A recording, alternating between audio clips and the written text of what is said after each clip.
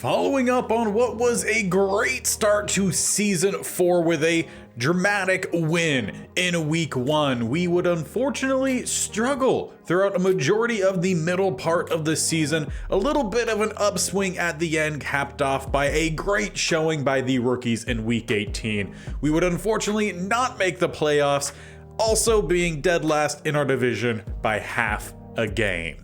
And that leaves us here at the start of the last off season and potentially the very last video in the series here of the Central Plains States Only Challenge, as we are entering Season 5. We have to win a Super Bowl by the end of Season 5, otherwise we fail this challenge. We came close in Season 3, fortunately lost in the Super Bowl. In this Super Bowl, it was the Colts with a narrow win over the Falcons, 24-21. Patrick Mahomes, the Super Bowl MVP, as the Colts get their third Super Bowl championship. You can see the yearly awards over on the right-hand side. We did not have any winners, though we did have a couple Pro Bowlers, the one on offense being Creed Humphrey, our center, and then Chidobe Awuzie, the cornerback. Now, that is pretty much all the wrap up I really have for the last season, previous season, Season 4. Not much of anything good really came off of it, and we're going to have to hope we can rebound here and again what could be the very last episode. As we start off taking a look at any possible retirees.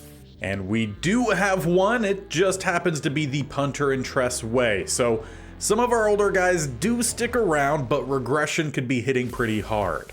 So before we end up possibly losing any players after not re-signing them or just even getting into re-signings, let's take a look at the roster. First off, Kyler Murray is now a 30-year-old veteran. He's done all right this series. His ratings are okay, but the offense in general has pretty much been lackluster the entire time, despite consistently having above, I want to say our lowest overall was like an 86 maybe with the offense, or an 87. So we should have been doing a lot better and we're just not seeing it. Joe Mixon does look like he has regressed a little bit as well. Take a look. Yeah, he's definitely seeing some regression. Lost 13 overall points, though the rating's still sitting at a pretty decent spot, so I expect him to still probably be the #1 running back, as he is 31 years old. We did see the rookie Brian Harrison have a pretty good finish to last year's season, as he got the last, I want to say 5 or so games to start. Jaylen Warren also did pretty solid, so we're still pretty solid at running back. The disappointing guy was CeeDee Lamb last year. Really didn't do anything to elevate this offense as we were hoping we would see. But we will be sticking with him, Mims, and Green as our top 3, and we still have Chenault Jr., who doesn't look like he's regressed, and a few guys down the line. Pemberton had a really big Week 18, though he's not going to be getting any starting time, but need to see CeeDee Lamb do something. As for the tight end spot, we do have Trey McBride, who's been fine. I don't think he's been bad at all, but potentially maybe we try to bring in Mark Andrews. Again, this is the last and final year, even if we complete the challenge or not. So if we could bring in as much talent as possible, that would be great. Bakhtiari is definitely seeing some regression, with some morale also affecting him, down to an 81. Though the blocking ratings still look solid. So that is good. He's still a starting caliber tackle, 13th ranked. Tevin Jenkins maybe saw some regression, though, again, still sitting at a pretty good spot. Creed Humphrey, rock solid up top, 93 overall still. Wanya Morris, I feel like that's just, morale taking him down. I don't think he had any regression. No, he's still good. And lastly, Tyler Smith, only 26 years old, not worried about him. The offensive line is really good. The defensive line, we do need to see something, and most importantly here, Emmanuel Ogbah dropping all the way down to a 71, and that's a true overall. He has lost almost all of his power rush. Finesse moves wasn't even that great to begin with. Block shedding also took a major hit. So it looks like we need to find ourselves a new starter along this defensive line. Is Joe Robinson going to be able to step up? He was a rookie last year. Didn't do anything spectacular with his time out there. I want to say it was 5 tackles for a loss, 1 sack, despite him having 84 power rush and 67 block shed. I guess however you help us out, we're going to need it. On the opposite side, Okoronkwo with a current +1, actually a true 72, and he's definitely regressing. So if we can find any help for this defensive line, I think that is probably going to be a priority. Luckily, we do still have the younger guy, Dylan Bonds, moving in his 3rd year, so we have at least one starter in the middle, but definitely a lot of work to try to fill out that roster. We did see JoJo Davidson really take over and have a pretty good role later on in the previous season, and I feel like he's going to give us a better look than Ronnie Perkins, so we will definitely be making that change. Still solid at linebacker. We have our top 3 for sure, and we very well might need to switch to a 4-3 this year, depending on what kind of guys we can or cannot find for our defensive line. And we at least have some options in terms of edge rusher. Trevis Gibson has done a pretty good job. Cornerback is probably another one that we could use a little bit of help at. All but one of our corners are at least 30 plus years old. So they're all on the older side. We've really traded for all the best possible ones. So I don't think there's one in the draft, maybe some safeties if they could transition. Otherwise, we're just going to need some of these veterans to step up. We have the option of starting Travaris Parrish this year. He's going to give us better overall speed, but less acceleration. Awareness is also going to take a hit. Play rec would take a hit. But we do get more zone coverage, so there's a little bit of a trade-off there. Tackling is pretty similar. I don't think we need to rush into anything in particular between these two, but definitely good to have some competition. As for strong safety, again, Asamoah is just keeping the job because he's really there's not much competition there, and I've never seen him do anything really bad nor great. He's just doing him out there. Though we do obviously need the new punter, and Brown is coming off of a down year, so we'll see if we have any other options at kicker, mostly focusing here on the awareness. It's a 54. So in terms of re-signing players, Creed Humphrey's going to be a big one. Tevin Jenkins, Tyler Smith, essentially half or slightly more than half of our starting offensive line. Chidobe Awuzie and DJ Reed, so our 2 top corners, our starting running back, some backup receiver, all of our starting offensive linemen. We have a whole lot of re-signing to do here. Luckily, we are just shy of $2 million for us to spend.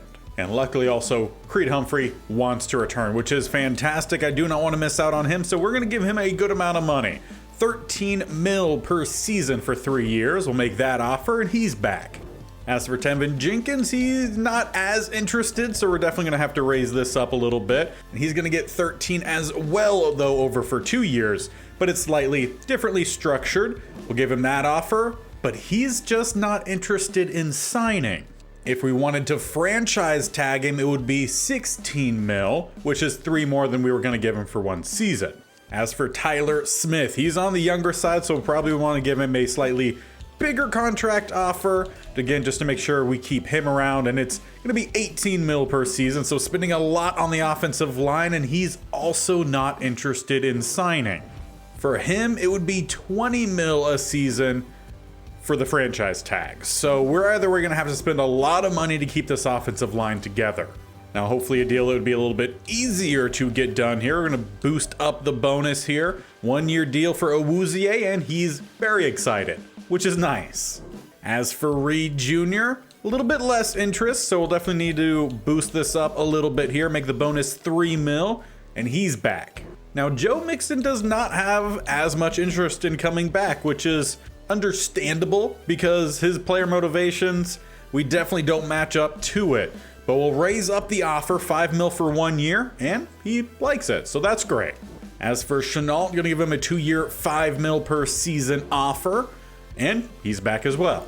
Now Bakhtiari does want to return, which is great. We'll bump up the salary here, lower the bonus to a solid number, make that offer, and he's back. So we got back some of our offensive linemen, though we still need to try to bring back both of these guys, whether it's going to be open for agency or closed, not quite sure.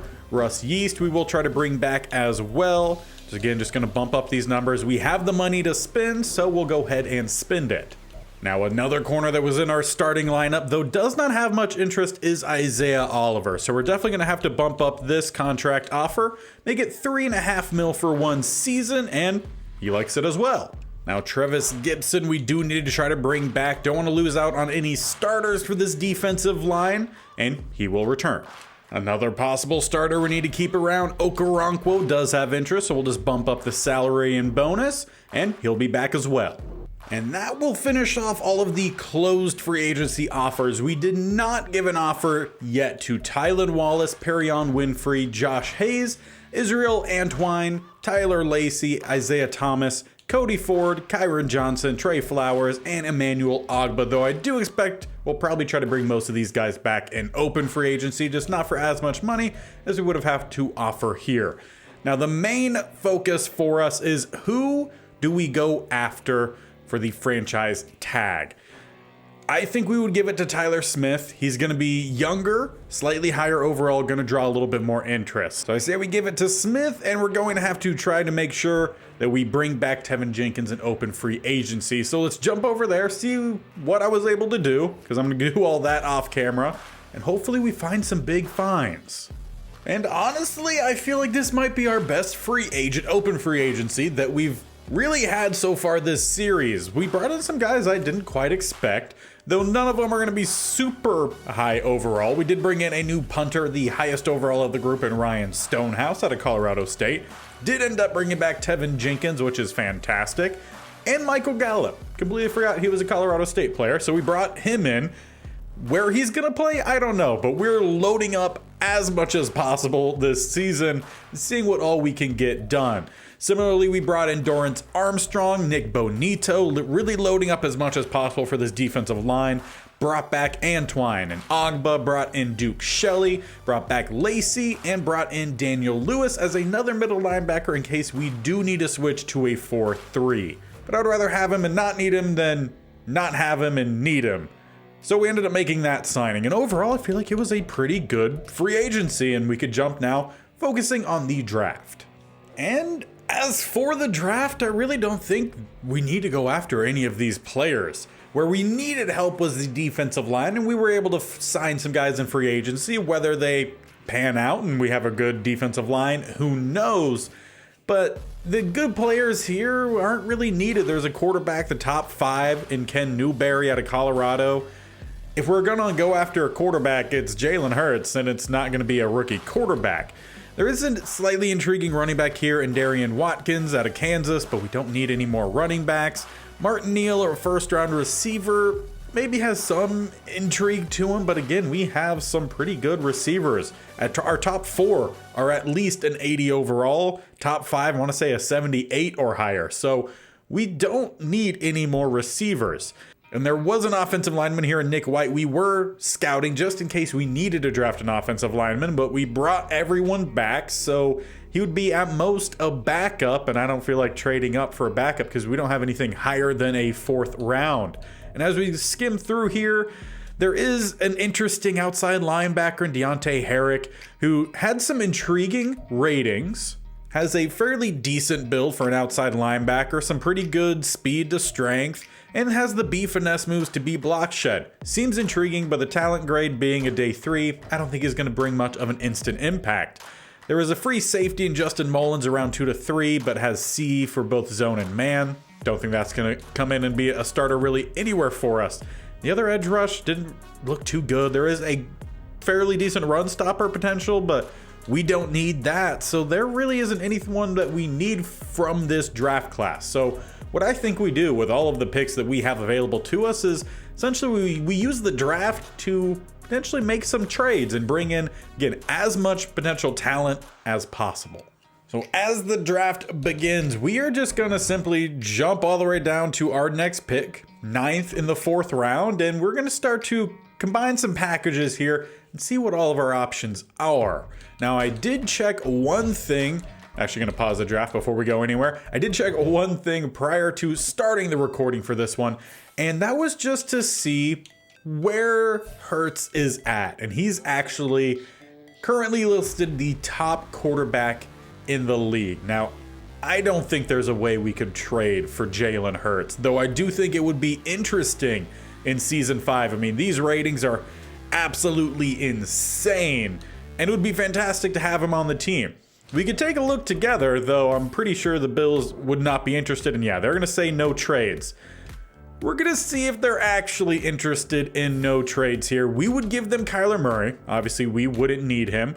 And we're going to give them the top picks we have available, so that's going to be the 2029 first and second.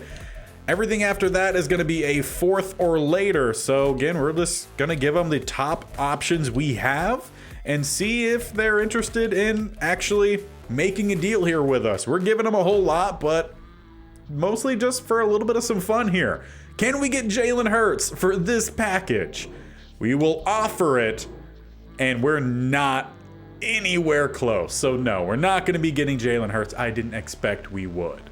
But one I am figuring that we could possibly work out a deal is for Mark Andrews at tight end. Now there's again saying that they aren't interested, but potentially they might be. As we package again some pretty good picks here, give them a first and second in 2029, and we'll give them our top couple picks here. Just want to see where that puts us, and maybe we could work out something. So we'll tack on the fourth and fifth from 2029 as well. And it didn't move the bar there at all. So maybe we're not actually going to bring in Mark Andrews. Well, there does happen to be another option here for us, an outside linebacker that could play a left or right end.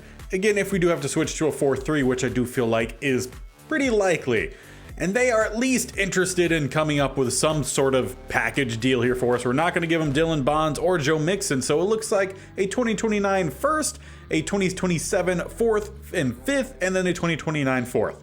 Fine by me, we will make that trade, and we have ourselves a superstar defensive lineman. And going after through the rest of the rosters, I really don't think there is anyone else that really could bring much of an instant impact that wouldn't just be depth players. So let's just skip ahead here, and we'll take whatever we can with our final selections. Jumping to the 6th round, we have pick 9. And honestly, even out of the ones we have left, don't really feel like there's anyone super promising, though. If we want to go after someone who at least has moved up throughout this season and may be able to help us out somewhere, there is an edge rusher in Jamichael McGee, 6'6", 267, out of Oklahoma. Does have B power moves, but don't expect him to have any sort of finesse or block shedding, as both of those are at F. There is a run stopper in Mike Gunter at DT, though doesn't look all too promising. And there is a corner here in Alex Blaylock, who at least has C for man and press with B catching. I feel like he might be the best available, and we do still have another pick, which we could potentially use somewhere, so why not? Let's go after at least some cornerback depth, who has some okay speed, nothing splashy by any means. Potential for good awareness, potential of some turnovers again with that catching. We'll give Blaylock a chance. He's a normal dev with 88 speed, 91 acceleration. And with our final pick of the series, we're going to go after at least a draftable talent that we know. And that is Ramon McClendon, a safety, potential undrafted, but he's actually a day 3 talent, 5'11", 221, 22 years old, out of Air Force, listed as a run support safety. He's not extremely fast, solid bench reps, has some good athleticism everywhere else. The skill set definitely seems raw, but he does have a good play rec with some good catching and pretty good tackle. Cover skills definitely seem to be a work in progress, but added depth, as McClendon is our final selection with 82 speed, 89 acceleration, might be more of a linebacker prospect. We'll see how well he fits in that spot, but that ends our drafting. And surprisingly, their overalls aren't too bad. A 66 and a 67 as we start with Blaylock, who is the 66. Again, that normal dev. And yeah, he's definitely going to be a depth player at best. Probably going to be a practice squad, but you know, there is at least something that you could have built upon this if this wasn't going to be the last and final season. So potentially the man coverage zone would need a lot of work. As for the free safety, can he possibly switch to some linebacker? Again, as a run support. He's going to come in with 64 zone, 60 man, 81 hit power. Tackle is a 71 with 82 speed. The block shedding is a 56. So we'll see if he fits better as a depth safety or a depth linebacker. But either way, it's time to get this roster fully in order here for the last and final season as we kick off season 5. And here is your final opening day lineup. As we take a look here, the offense filled with a lot of stars, no superstars and no X factors, a few normal devs in there. Kyler Murray does not get traded for Jalen Hurts. He's an 88 overall. Hopefully he has his best season. Still going to have Mixon be the primary guy. Harrison going to back up as the primary backup as well as the power back. We're going to see Warren be the third down backup, which we'll see with these specialists later. As for the receivers, CeeDee Lamb and Green on the outside. Going to have Gallup be the next guy to go out to the outside, then Chenault. Mims will still be the starting slot guy, and we'll see that later. Offensive line stays the same, though slowly has dropped in overall throughout this series, while a couple spots have risen, mostly Morris. McBride still getting the start at tight end, still have Sherman and Willis behind him. We also kept Cunningham, though we have switched the playbook, show that shortly. As for the defensive line, actually have some superstars here, which is great. A little bit more of a well-mixed group here, but as you can tell here, we've also switched to the 4-3. So we're going to have Godfrey and Gibson as the edge rushers. In the middle, we're going to have Bonds and Antoine as the primary run-stopping DTs, though Agba will come in as a sub for the rushing DTs. As for the linebackers, going to have Robertson, Murray Jr., and Ryan, the primary guys there, with Lewis and then Trout being the primary backup. Safeties stay the same. Yeast will continue to start. If we struggle and we're seeing a lot of passes over the top of our head, then Parrish could come in. Asamoah is still starting at strong safety. As for those specialists, some of which we already kind of talked about, Oliver is going to be our primary slot corner. We also have Taylor, who's going to play a little bit of a hybrid role this year, and Duke Shelley. Godfrey and Gibson are still going to be the edge rushers, as mentioned, with Bonds and Agba as the rush DTs. Sub-backers are going to be Murray and Ryan, with Robertson next guy up. Slot receiver is going to be Marvin Mims, with Chenault Jr. as his backup, and also Pemberton maybe will get out there at some point. Joe Mixon again, primary running back. The backup for third down is going to be Warren, and the power back is going to be Harrison. And your kickers and punter, well, I guess not stay the same. Brown's still the kicker, didn't see anyone else to sign. And Stonehouse, the new punter, with Pemberton returning as a returner. So that is our starting lineup for season 5. A little bit of some change, but nothing too dramatic. The biggest change, though, is going to be the schemes that we are running. We were rocking, I want to say it was the West Coast zone or West Coast power. We're now going to the multiple zone run, as that's the highest percentage for scheme fit we have, and base 4-3 defense. A new playbook for both the offense and defense. Cincinnati is going to be the offense, with San Francisco being the defense, and we'll hopefully see all that come together for a whole lot of wins and smooth sailing to the playoffs and hopefully a Super Bowl win. Knock on wood, as we're going to jump in and get a little bit of action here week 1 as we take on the Commanders.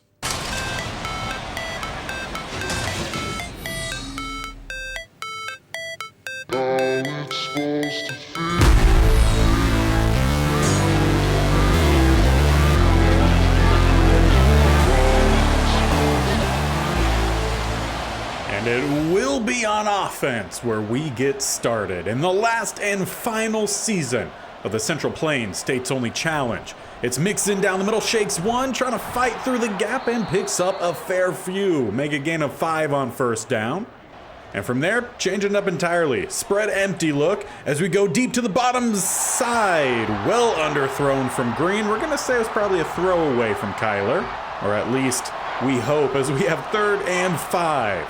Got 2 spread either side, as it will be a pass. Kyler has his guy, though. It's Marvin Mims who can't hold on to it. Milano knocks it free, and we'll have to punt to end our first drive. So it's not a hot start by any means for the offense, but can the defense have one for themselves? So we start with a double A gap look. We send the heat, though they find a little bit of space to at least not get a tackle for a loss, gain of 2, as Keegan Leverett, potential tight end, I think, for him. Bit shaken up. No, not even tight end. That's an offensive lineman. He's going to head to the locker room. Definitely read that as 81, not 61. But it's 2nd and 8 here, as they got 3 up top, 1 down to the bottom. 2 superstars for him, though. It's a quick rush right down the middle. Emmanuel Agba with a sack, barely making the roster. With his large amount of regression, we nearly did not keep him, but I'm glad we did. Bringing up 3rd and 19. as he's rolling, gets through the line, trying to buy some time, but will just throw it away. Defense, great start. Now offense, let's see a little bit more. We start with pretty good field position, now past midfield, a nice 16-yard grab, George Green, as we're inside the 30, inside the 30 worked, now inside the 25, as we have a 2nd and 5, and now inside the 10 with Trey McBride, catcher 14. Trying to get this one in the end zone here to end our second possession.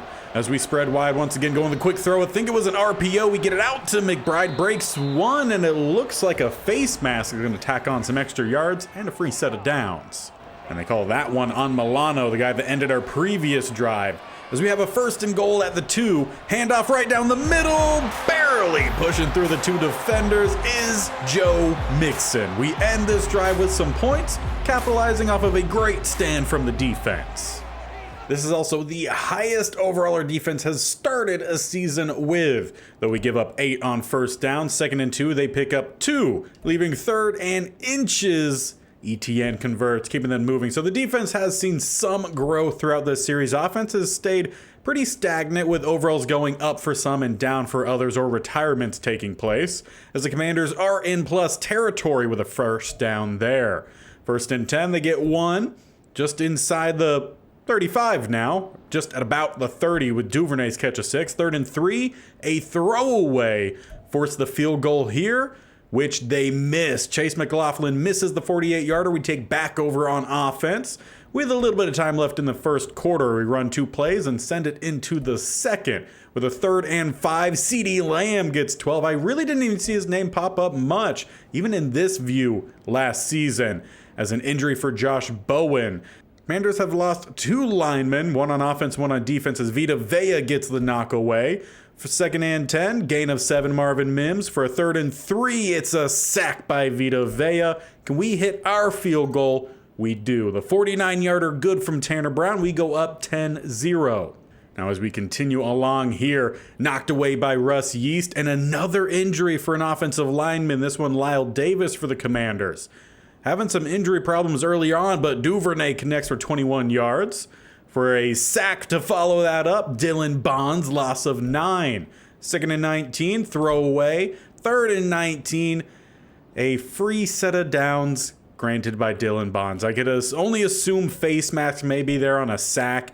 My best guess is Dawson Knox picks up 15. They're just outside the 30. Throwaway leaves 2nd and 10. They lose 2 yards. 3rd and 12, a sack, Dylan Bonds. A whole lot of some good and a little bit of some bad mixed in there, and they miss the 61-yarder. Let's jump in from here. Trying to find ourselves a 3-score lead here early on, as we have still about half the 2nd quarter to go. Kyler Murray from the pocket, going up top, diving too far out in front of Marvin Mims. Kyler starts 7-11 for 72 yards. Not awful. Would expect better from him, though, as we have 2nd and 10. Go with the draw. Mixon down the middle. We'll push forward for a short gain, bringing up 3rd and 7. Now, one thing I am hoping, if you guys also watch the Rams franchise, we've had to tweak some sliders in the base game to get that franchise to work. Hopefully that does not change the much of really anything we see here with this franchise, as we only gain 1 on 3rd down, leaving 4th and 6 at the 45. And from here, I would like to go for it. We have a 10-point lead. Hard count, no one jumps. Got a bunch plus an extra all the way to the outside is Mixon.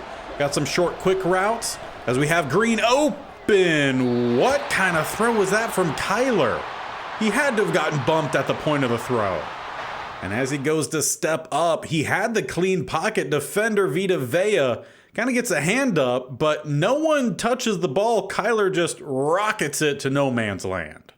So really not what you want to see from your starting quarterback, as the Commanders up to about the 50, or exactly on the 50.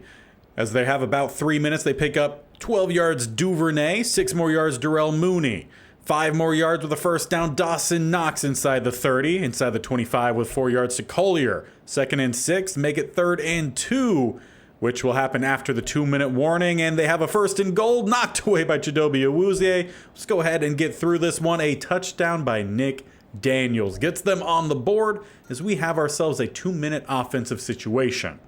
And we could really use Kyler to step up this season. He's been field general at best for a majority of the time here, as that's another pass thrown to the dirt. Obviously, there was some pass rush happening, but he still could have got that pass off a bit more accurately. Leaving 2nd and 10, minute 50 on the clock. Dumping this one off. Mixon can't hold on to it. That leaves us with a 3rd and long, of which we come out with a 2 tight end set down to the bottom, 2 receivers up top. We hand it off Mixon down the middle. A fantastic block from Humphrey. Creed Humphrey right down the middle just trucked a defender, paving the way for a Mixon first down, as we need to get back to the line a little bit quickly here. We're up to the 44. We do have 3 timeouts, but I would like a touchdown before half, as it's only a field goal game. Murray from the pocket. Going across the middle, gonna find his target, Joe Mixon. He really continues to be this offense. We get the ball to him more often than not, even when we're not using San Fran's playbook, because we have an empty set here. Across the middle, we find McBride, who did not expect to get the ball there. Luckily, he holds on to it. As we have 2nd and 5, clock ticks under 50 seconds. We did spend a timeout in the previous play, so we got 2 more remaining. We got a drop back pass rush coming in. We get it out. Gonna find McBride turning up and steps out at the 31. That was a much better throw from Kyler under pressure from Vita Vea, who's wearing 91, I think it was. He's not wearing his typical 55? 54? Something like that. 1st and 10 either way for Kyler. Checking it down to the outside. Mixon does not get the block from Trey McBride, though we do have to spend the 2nd timeout as he did not get out of bounds. 31 seconds, 1 timeout, we're at the 24. Another pass from the backfield, we swing it out to Mixon, who does not get the juke in, nor does he escape out of bounds. I think we even lose a yard perhaps on that one. Let clock roll here. This will be the last possible play. Hard count, and then we call the timeout. So it looks like we're gonna send out Brown to tack on a field goal here. It'll end up being a 42-yarder as they kick from the 42. And it is up and in between the uprights. We make it at least a 6-point game at half. Really felt like the offense left something out there, as Madden does glitch here, and we just continue on from where we left off. Though I don't remember who started the ball, or started the game with the ball, makes more sense. But either way, we're into the 2nd quarter here. Commanders do have the ball, 2nd and 5. A sack from Agba. 2 on the first game, or 2 in the first game, after he barely again made it through cuts. We get the stop once again, as we do force the punt. Starting back at our own 23, we get a decent return from Pemberton, and it will be a penalty on Russo play 1, help us give a couple more yards, then a throwaway Kyler. 2nd and 5, finding the first down with an extra 5 for Marvin Mims. Another 5-yard gain goes CD Lamb. I will say offense seems like they are definitely missing a step. I felt like we left a lot out on the field there in that first half, and I'd like to see the team take that next step, as we have a 3rd and 10 knocked away by McMillan. Probably should punt from here or pick up a penalty and then punt from there. Stonehouse with a 42-yarder. They start at the 18. It's been a very defensive battle, luckily one that we are currently winning. Though they pick up 14 on the 3rd and 3, continuing on with their offensive drive. 2nd and 6, they pick up 1, leaving 3rd and 4. That math doesn't add up. Either way, it would have been a first down for either of those. 14 yards, Nick Daniels had their touchdown in the first half. Dawson Knox with another 7. Etienne with another 7 inside the 30. Thrown away. 2nd and 10, 9 yards Etienne. If they get the first down, we'll jump in, and they do. Gonna watch a little bit of this defense here. Haven't watched any since their first drive out there, as it's gonna be a spread look. Empty set here for the Commanders, dumping it off, and sitting there in coverage is Murray Jr. Really disappointed that neither him or any of the other linebackers have that superstar, even X factor. Obviously we had Joe Ryan last year knocked away by Asamoah. Nice to see him making plays in coverage. But we did have Joe Ryan last year, who was a superstar. He regressed down to a star for this last and final season. 3rd and 10. They set up the halfback screen. Murray did not get off the block, and scampering through the blocks, Travis Etienne works his way for a touchdown. And that will put him in front with the point after. A huge lapse there from the defense. They're just terrific blocking to spring that for the touchdown. As we start the 4th quarter, we're down at 1 point. Need a good offensive drive here from Kyler. As we start with a check down, we pick up about 1, maybe 2. He's 16 of 28, and seems like, if anything, he's just checking the ball down here, not really taking any shots versus a defense that doesn't really have any top-end players in the secondary. Had to get that one out earlier. Sack from Gibson. And it leaves us with a 3rd and long. 12 yards first down for us, essentially at the 30. As we come out with an empty set. Going up top, we had CeeDee Lamb. How do you miss that? 4th and 12. Well, it's going to rely on this defense to come through here for us. As it's 3rd and inches. Travis Etienne picks it up with a gain of 5. Then 11 yards to Darnell Mooney. 4 yards Collier on the scramble. I said that so strangely. On the scramble, another 7 for Darnell Mooney. As they're inside the 30, inside the 20, we'll jump in. We could really use an Awuzie pick here. Or a sack from either Bonds or, I honestly forgot the guy that we, Godfrey? Perhaps, I feel like, is the edge rusher we traded for, though they run opposite way, gain of 5. A first down for him is at the 8, which would be the last first down they could gain here. As we're about at the 3-minute mark, rolling, they find their target, but a tandem of hits there. Asamoah once again in coverage, helps knock it free. This is the season he steps up out there. That would be great. Could use an interception, though. 3rd and 5. An empty look here. Collier from the pocket. Gonna go to the back corner, and apparently that back tunnel as he throws it away. So it will be the field goal unit set to make this a 4-point game and a touchdown game with just about 3 minutes left, and that's what it's gonna be. And essentially now or never here for Kyler Murray. He's not been super clutch much at all this series. We could use that as we go across the middle. I don't know how we're not getting these catches. It looked like both that one and the previous one should have been at least in range, but maybe they were slightly off from Kyler, or the receivers just can't catch it. A great acrobatic dive there to knock that one away. Leaves us with 3rd and 10. But we're still back at the 20. As we're under 3 minutes left here, we got 2, maybe even 3 down to the bottom. I think it was just 2. As Kyler going to scramble, gets trucked. 4th and 15 after the Bowen sack. Have to punt here, get the stop on defense, and try to score after. Though from here, you really can't afford to give up the field goal. Would make it a touchdown game. As we get a good stop there on 1st down, they're going to let this clock run to the 2-minute warning.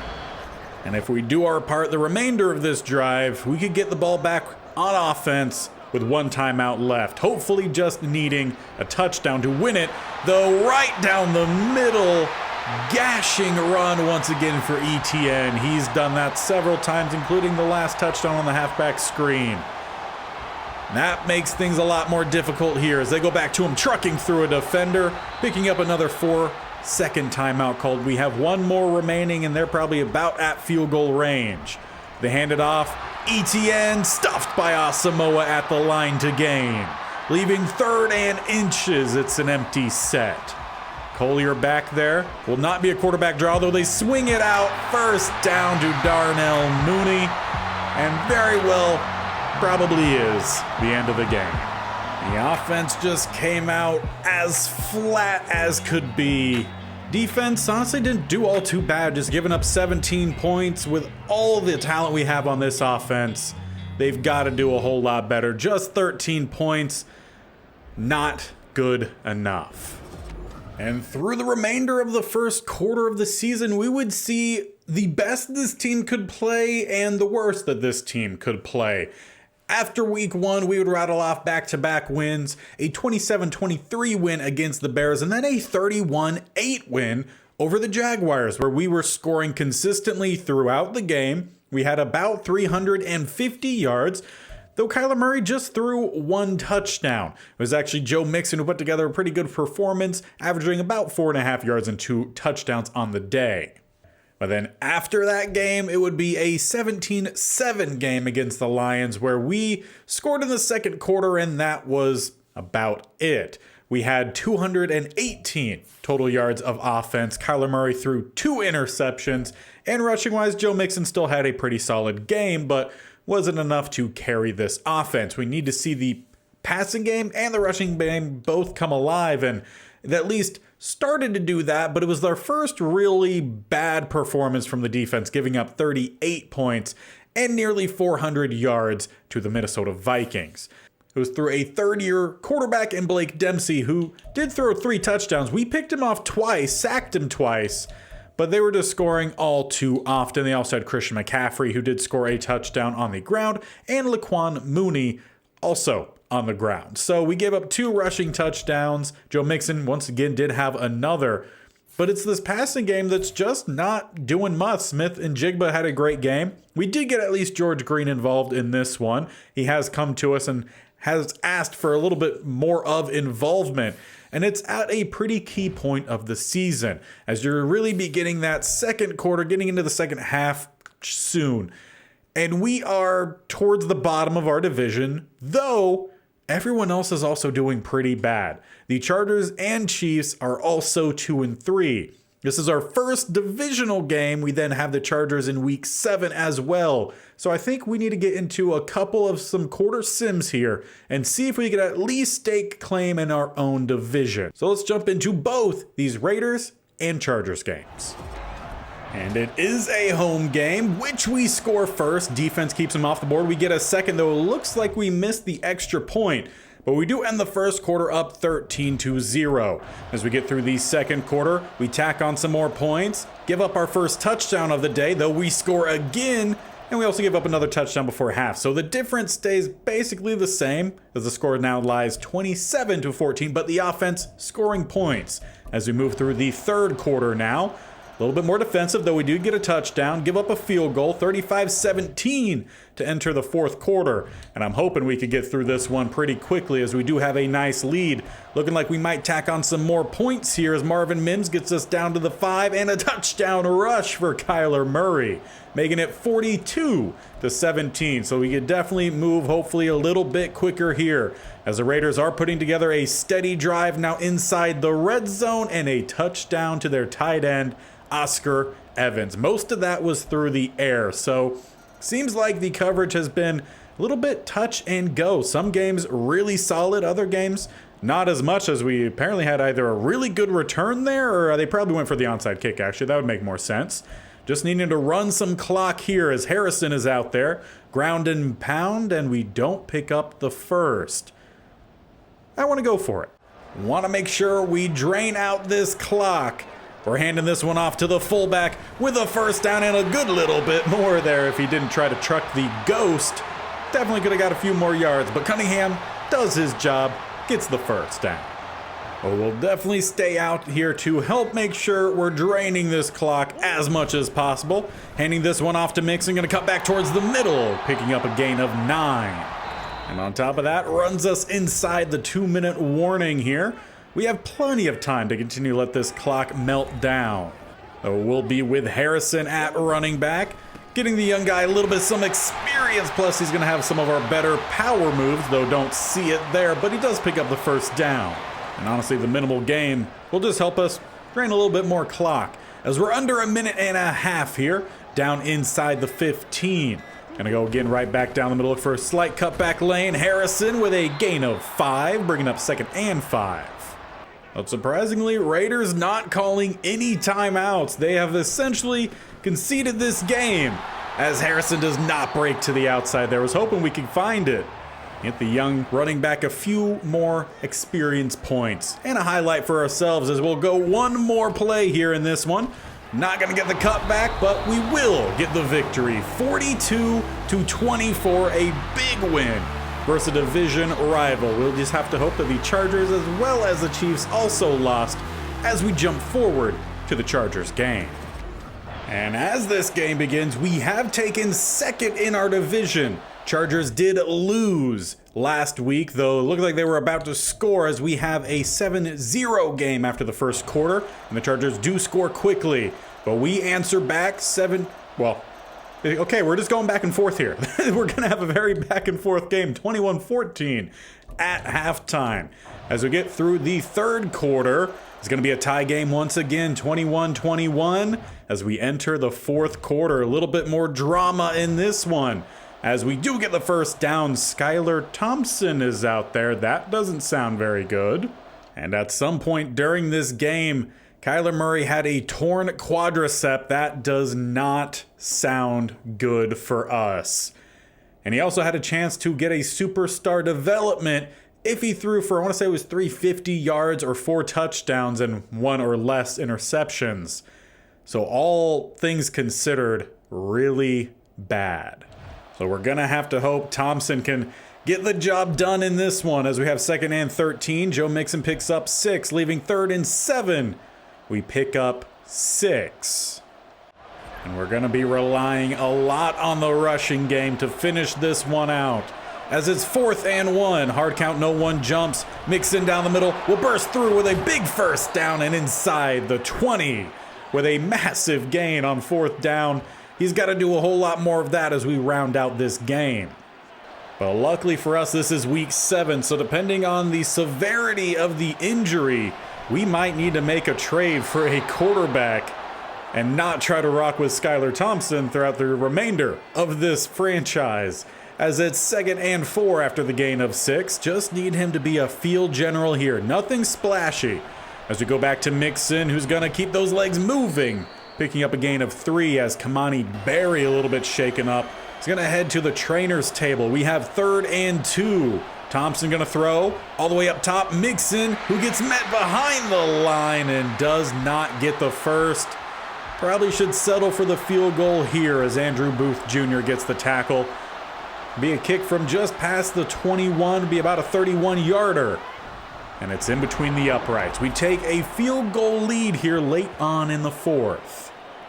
And with 4 minutes, 14 seconds, 3 timeouts, it's the Joe Burrow-led Chargers with a chance to take the game here late as they look for a cutback lane. A really nice cutback, though not going to quite get to the edge. Awuzie with a great open field tackle limits it to a gain of 5 as they have 2nd and 5. 2 receivers up top, 1 down below. Burrow under center will drop back. Going all the way up top, it's almost picked off by Oliver. Really could have used that one. Make this one a 10-point ball game late. Nearly seal it, but instead 3rd and 5 as Burrow right across the middle does find DK Metcalf up to the 45. His 4th catch for 61 yards as they change it up entirely, coming out with a heavy set. DK the only receiver to the bottom. Going down the middle, have a nice cutback lane once again. A good block from DK, nearly sprung him, but Asamoah secures the tackle. We could give up a field goal, but cannot give up a touchdown. As we're under 3 minutes here, got a bunch up top, 1 lone receiver down to the bottom. Going all the way up top, DK with the catch, turning up with the first down as well. Excellent sideline awareness from the big, tall receiver. Could have used some slightly tighter coverage there for sure, as they're definitely inside the field goal range. Burrow rolling to the top, dumping it off, and dropped is the running back, something Smith. Honestly, couldn't tell you what the first name is. If he's a draftee or a real-life player, I'm not sure. But it's 2.5 minutes left here. We send the blitz. Oliver forces the throw out to Smith, and a great open field tackle as Trevor Bain, one of the offensive linemen, shaken up. Will essentially work as a free timeout there for the Chargers as we're not inside the 2-minute. Will be another throw here from Burrow. Going to the end zone with a drop. That should have been it, but no, they will have to settle for the field goal after Ware dropped the go-ahead touchdown. So instead will be about a 43-yard field goal that is up right down the middle as always, as Fairbairn does tie this game. But with just over 2 minutes left, let's come out here, try to manage this clock. We just need the field goal. Let's not try to do anything costly. As we hand this one off, Mixon gonna take a big shot, but picks up 6 yards. And from there, we head inside the 2-minute mark. We have a 2nd and 4. Need to probably get around that 35. As we try to set up a little bit of a wide receiver screen, CeeDee Lamb picks up the first down up to about the 40 as we get back to the line quickly here. We do have all 3 timeouts, so we don't need to be too much in a hurry. Take what we can get at the sideline. Marvin Mims, a great throw there from Skylar Thompson. Though the booth thinks it might have been too good of a throw or too good of a catch. We'll have to take a second look. And we definitely got that one. toe drag and all. So we'll expedite that review down to the 40 now. We can definitely slow things down here. We don't need to take any deep shots. We just need the field goal. As we hand this one off, Mixon gonna bounce around a little bit. Couldn't quite tell which gap he was gonna take, but he ended up taking one and picking up 5. As he looks a little bit banged up, we'll send Harrison out there for him on 2nd and 5. As the clock ticking around that 1 minute mark, trying to find another little space. A booming truck stick from Harrison. And LA starting to call their timeouts. With 1:09 on the clock, trying to go a little bit some play action here. Not exactly safe as we were just saying we should be doing. We're gonna tuck in. Why did Thompson try to jump there? Definitely wanted that dude to slide. Luckily we hold on to it. Second timeout from the Chargers. As we go back to the running game. Getting stuck on Morris, though we're still gonna pick up the first down, and last timeout called from the Chargers. Now we could really just run out this clock, line it up for the field goal, or just continue running the ball down their throat, and if it opens up, it opens up. Harrison down to the 1. Definitely would have been too soon to score, but would have been a fun highlight as we let this one click down to 1. Go right down the middle, Harrison! Not in yet. We'll call a timeout. And with 2 more remaining, we can be a little bit more cautious here. Though I do want to get a double team over on this B gap on the left-hand side. Gonna try to find that gap. As long as the linebackers don't shoot it, which they do. We'll let this one run down to 1 second then, and we'll send out Brown. Tried to get the touchdown for the young running back, but instead it will be the field goal that gets us the win. Back-to-back wins against division foes will definitely help us out in trying to win our division. It's the easiest way to make it to the playoffs, and we just have to wait for the Chiefs game. We would also see a Chiefs win. So they are 4-3, we are 4-3. But most importantly, we have to decide what is the plan at quarterback. Because Kyler Murray, he's gonna be out for a while, the next 6 games. And I don't think we can trust Skylar Thompson to help us win 6 games, because we have to stay step for step with the Chiefs if we're to make something happen. So I feel like we might need to make a trade. Now, obviously, we wanted to trade for Jalen Hurts earlier on, but that's not going to happen. Not even close to being possible. The next best option is Glenn Bullitt after Kyler Murray. Now, I'm not going to lie to you. I tried to trade for him after week 1, and they weren't working with me at all. Seahawks want to keep him for sure. He's a great down the field quarterback, but the short game is pretty bad.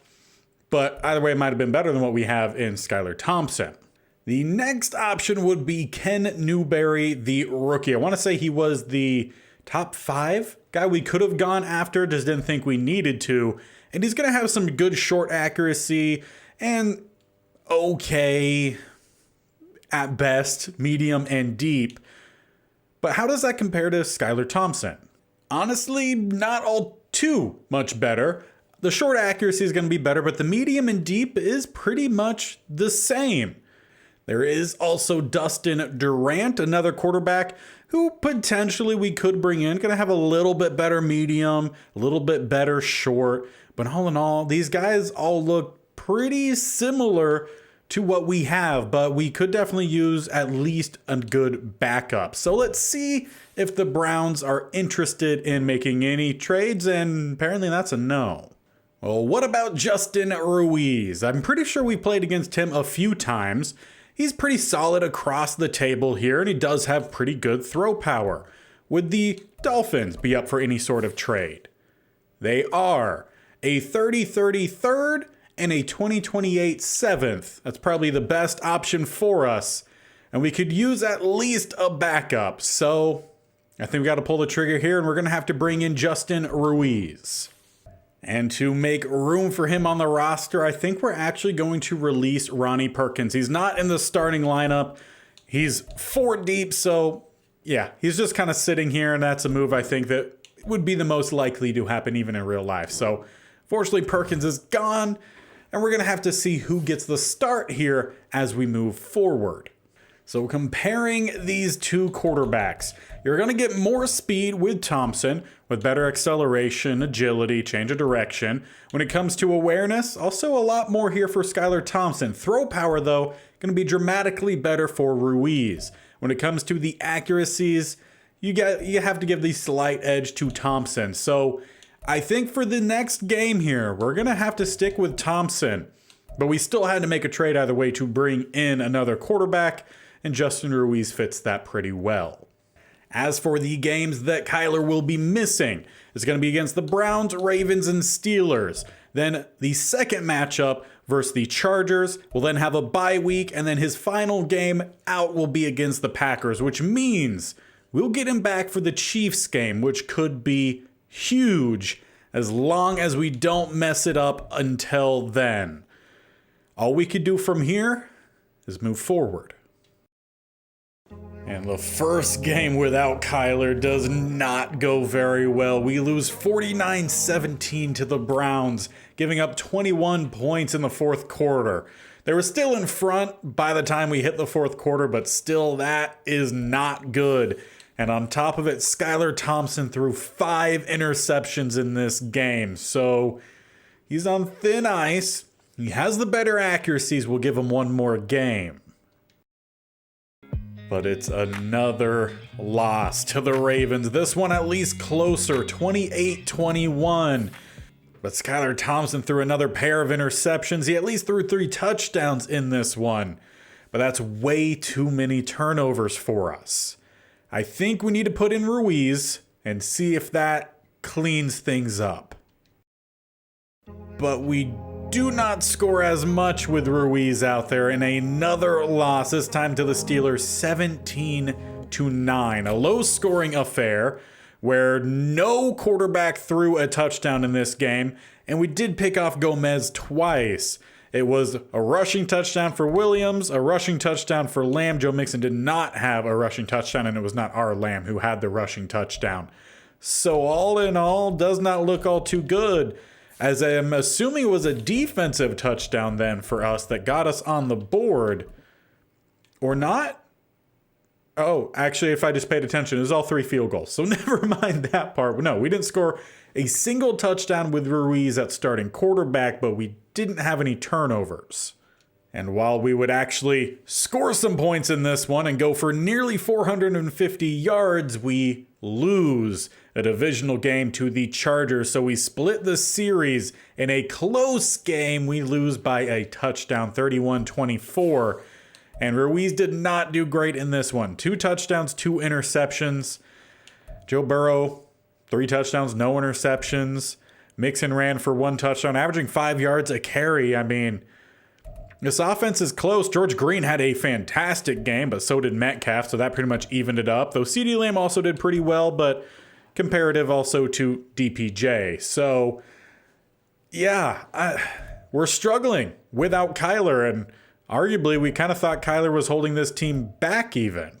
And in the final game before Kyler comes back, it's another loss. So we lose every single game while Kyler is out in a 31-24 loss to the Packers.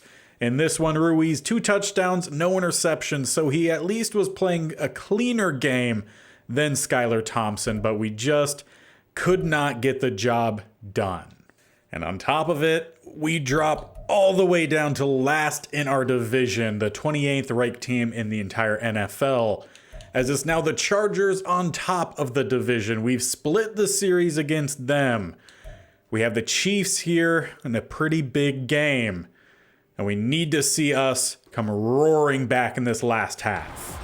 Now this first match is at Arrowhead, but we strike first with a 7-2 lead after the first quarter, so we gave up a safety there at the end.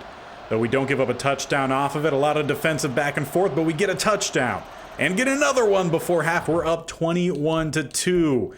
Great seeing this comeback with Kyler back out there. Just want to keep growing this lead, though we give up a field goal. As we enter the fourth quarter, it looks like we were driving, as we're inside the 38th throwaway. Leaving 2nd and 10, we pick up 5. 3rd and 5, we pick up 6 with a rush by Kyler. We want to make sure he stays healthy, as we're inside the 15. Why not jump in from here? Feel like it's been a minute since we watched ourselves score a touchdown. So we're at the 11 here for 2nd and 4. We go with Mims on the jet sweep, breaking to the outside and into the end zone. A great time to chime back in as Marvin Mims extends our lead, making it a 28-5 game. And with us having such a wide lead, 23 points, hopefully we could get through this one a little bit quicker as the Chiefs do drive down the field quickly, but they fumble. And we end up recovering, keeping points off the board. Great job from the defense there. Just need to drain some clock, though we do not convert the first down on 3rd. End up punting away, though still have that 25-point lead as the Chiefs kind of going one step forward, half a step back here. 3rd and 5, Gesicki with a good step forward, though. Johnson picks up 8. Another Johnson catch, though 7 this time, then knocked away by Kenneth Murray Jr. Then a penalty on Dylan Bond, 2nd and 5, and 16 more yards Gesicki as they hit the 2-minute warning.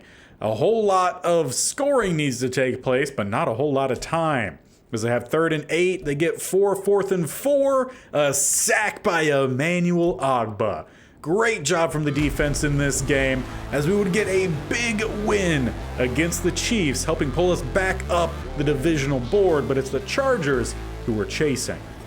Though as we are now in week 15, we are 5 and 8. We do move up to 3rd in the division. Raiders drop below us. Chiefs still 2 games above us, though we obviously beat them in that first game. So if we have the same record, we're at least above them, though the problem is with the Chargers. We split that series and they won the 2nd game, so I believe some way, honestly, I don't know the breakdown of it entirely, but typically if you win the 2nd game, you have the tiebreaker. So we are 3.5 games back from the Chargers with 4 games left. Essentially, for us to win this division, we're going to have to win out, and the Chargers are pretty much going to have to lose out. Now, I've seen crazy thing happen, so I'm not saying that's not likely to happen, but how likely? Not too much. But we could at least do our part, try to pull ourselves back, get to 9 and 8, and hopefully try to slide into a wild card. That is still somewhat of a possibility, but we have to win games. And we would make it very interesting here late, though we would only win 2 of 3 with a loss to the Jets in week 15, 17-15. And arguably this game maybe cost us a chance at the playoffs, and I will tell you why. So back after we lost Kyler Murray in the 2nd game against the Ravens, we lost 21-28. It was a close game, and we saw some decent play here from Skyler, but the 2 interceptions probably ended up costing us at the end. Bryce Young completed 75% of his throws, and it is the Ravens who hold that final wild card spot. And it just so happens to be they sit directly above us, 8 and 8. If they were to lose in the final week and we were to win, we would both have the same record. But since they beat us 28-21, they get the tiebreaker. So there is no way for us to jump ahead of the Ravens.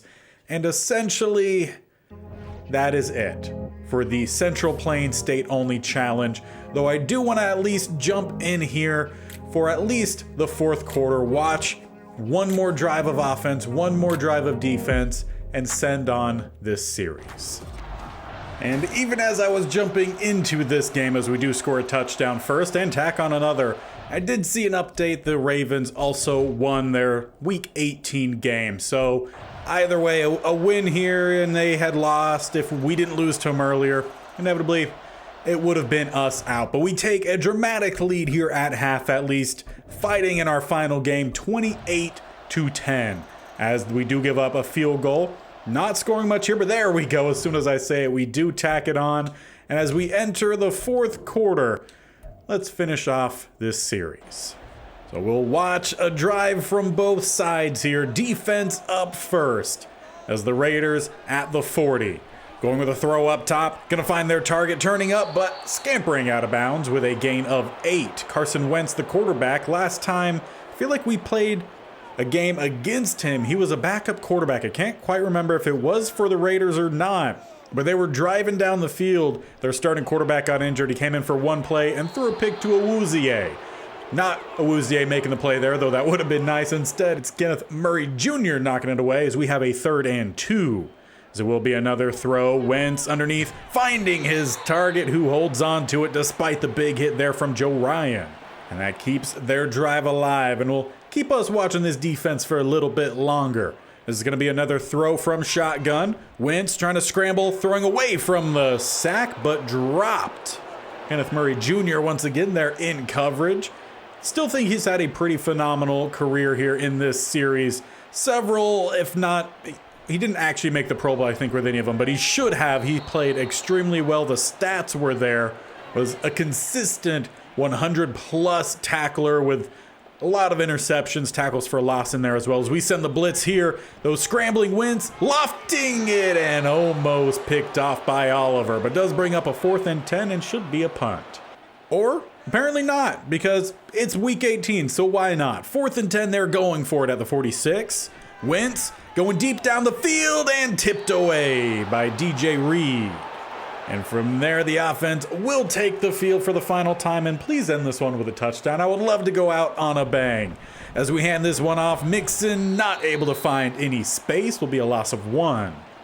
Though he has ran for over 100 yards already in this one. As we're about at that 6-minute mark here in the 4th quarter, it's going to be a play action for Kyler. Going up top, going to not find Green, slightly too far out in front.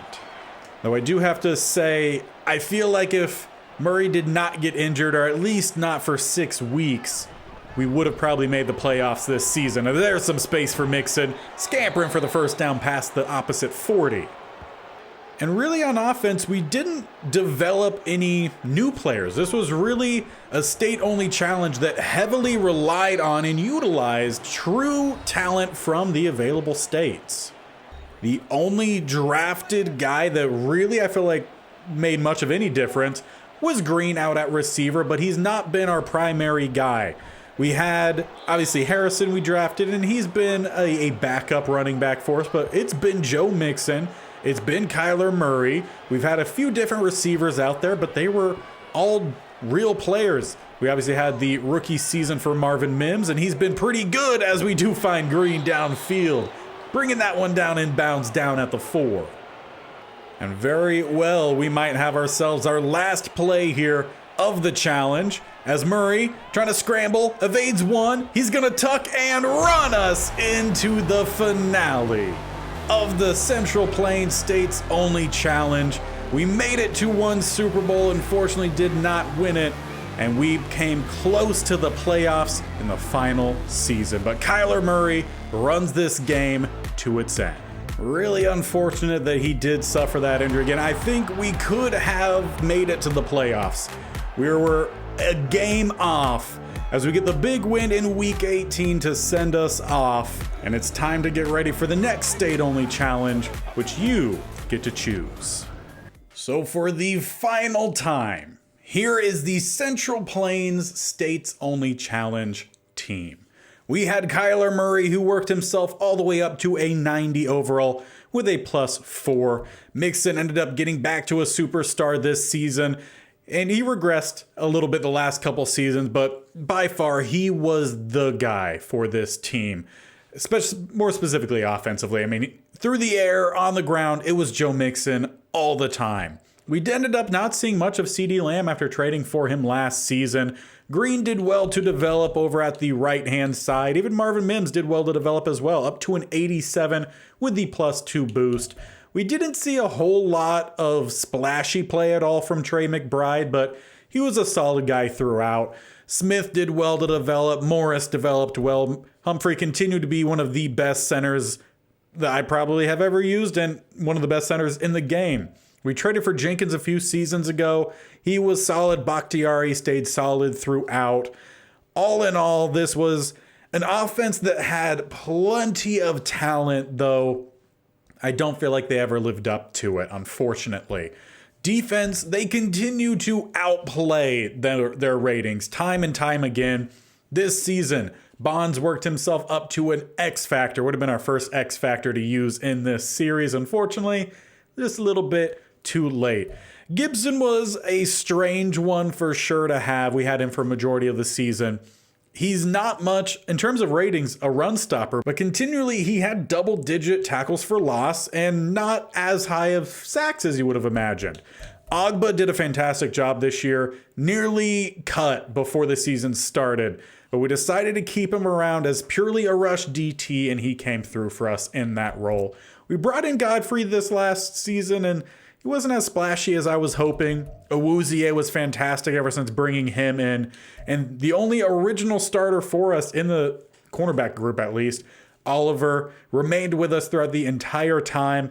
Ended in a decreased role, but still was pretty solid for us out there. Yeast developed well. Robertson, Murray Jr., and Ryan, a fantastic trio at linebacker. And Asamoah really improved this last season after moving him to strong safety a couple seasons ago. But that essentially pretty much wraps things up here, though I do want to check a couple more things. And the first one is going to be the stats. We were the 10th ranked offense with a 23rd defense. So statistically, defense wasn't doing as well as the offense, though I feel like their play was definitely switched. Kyler Murray put together his best performance this season, unfortunately. Those 6 weeks he was out injured essentially cost us our chance at the playoffs. We traded for Justin Ruiz, and he put together a better performance than that of Skylar Thompson, who just couldn't stop turning the ball over. As for rushing, Joe Mixon, 13 touchdowns, 1,220 yards. Murray scrambled for 3 touchdowns, did not fumble. Harrison, only the 1 touchdown. He only had 38 carries this year. It really was Mixon or no one. As for the receiving game, fantastic. Finally, we had ourselves a 1 and 2. Again, it was just Kyler Murray was missing for those few weeks. CeeDee Lamb, 1,228 yards and 7 touchdowns. And Green, 1,026 with 9 touchdowns. Mims did pretty well as well with 845 and 7. McBride had 6 touchdowns. Mixon had another 3 on the ground for 425 yards. And even Sherman got a touchdown in there. We did not use a whole lot of 2 tight end sets, though. As for the offensive line, by far their best season. I want to say typically Bakhtiari was around 11 to 14 sacks a season.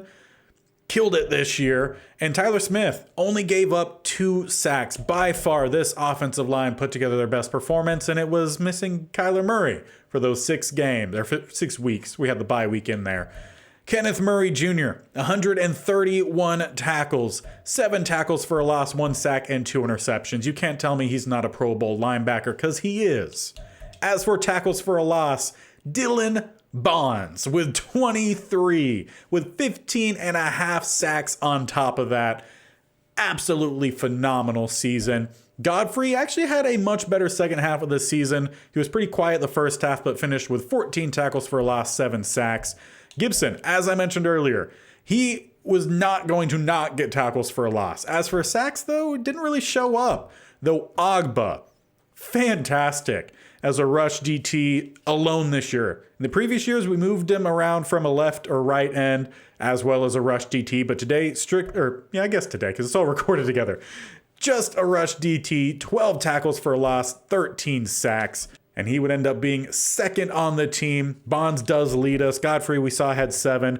Then a pretty steep drop off. Gibson had the 2. 1 for Murray, Oliver, and Robinson, and half for Asamoah. As for interception leader, it is Oliver and Asamoah. He really put together a great season. By far. Murray Jr., 2, Reed, 1, as well as Jason Taylor, 1. Kicking game, a bounce back year for Tanner Brown.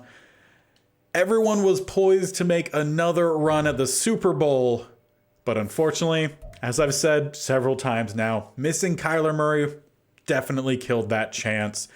And it happens to be the Arizona Cardinals and the Kansas City Chiefs in the Super Bowl. The Chiefs, we beat both games this year. And I just have to see if they won it all here. So let's jump forward one more week. but it would not be the Chiefs who won. Instead, the Cardinals get their second ever Super Bowl championship, beating the Chiefs 31-20. Felt like we should have been there. But I won't say, you know what I'm thinking. But that will wrap up our Central Plains States Only Challenge. We failed back-to-back from the Virginias to the Central Plains, but a great Season 5. The play was there. We just didn't have it for those critical weeks when we were missing Kyler Murray. Had to get it in there one more time. But better, though, than what we saw from the Virginia States Only Challenge. I don't believe the Virginia's States Only Challenge made it to a Super Bowl. We made it to the conference championship, got robbed on a late game touchdown that should have sent us to the Super Bowl, but we made it to it in this series. We lost in Season 3, did not do well Season 4, bounced back here in Season 5, but came up short. So we'll come back to this at a future point, but it's up to you guys to choose who our next state-only challenge is going to be. So make sure you're checking the community tab tomorrow to go vote. I'll have 3 options there for you, and we'll get the next one started on Wednesday. The series every single Wednesday and Saturday, with the Rams traditional franchise every single Monday, Tuesday, Thursday, and Friday. So 6 full long-form videos every single week. Make sure you guys are hitting that bear icon in the bottom right. Scroll down, hit the subscription button, and definitely tap that bell icon so you're notified when these videos go live, because we got a whole bunch more coming. We're close to 1,000 subscribers, so definitely do if you are enjoying these. Hit that button down below, and we'll see you guys at the beginning of a new state-only challenge.